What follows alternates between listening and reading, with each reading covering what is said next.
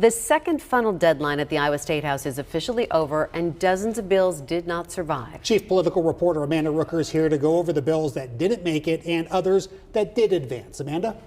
Ben, Stacy, bills this week had to pass through one full chamber, either the House or the Senate, and then through subcommittee and committee in the other chamber in order to advance past today's deadline. But many top priorities in the House died in the Senate, and then Senate bills died in the House. So let's take a look here first at what happened with the many bills that could change Iowa's schools. A bill requiring middle and high school students to watch a video showing the full development of human life in the womb survived. So did a bill that would allow schools to arm teachers and other staff. But a bill to change what Iowa students learn in history class died this week. Another plan to require parent permission for kids to use social media did not advance. Neither did a bill that would have frozen tuition at Iowa's public universities and overhauled DEI programs.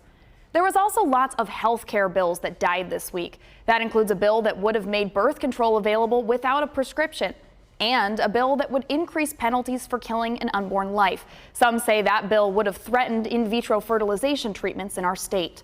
A bill to expand paid paternity leave for some employees also died this week. So did a bill to expand medical coverage for firefighters to include more cancers.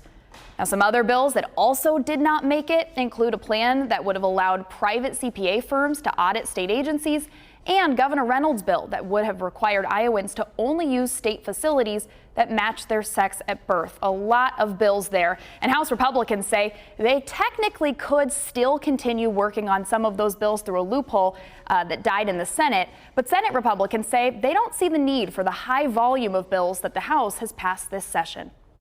There's been some issues that we've brought forward at the beginning of session that we passed over early enough that didn't see the light of day, that we feel that they need to be continued as part of the ongoing conversations between the House and the Senate. I think Iowa's in a really good spot, and we don't need that many bills, in my opinion, to make Iowa strong and to keep Iowa strong. And so we don't need to pass 200 bills, 300 bills to keep Iowa strong. And so we've only passed 40-some. That's fine with me.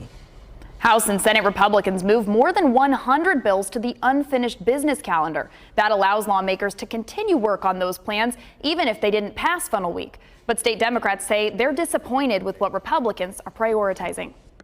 There's not a bill in there to help with tuition costs. There's not a bill in there to defend reproductive freedom. There's not a bill in there to make childcare really boldly different in this state. There's not a bill to really address affordable housing. They're playing politics.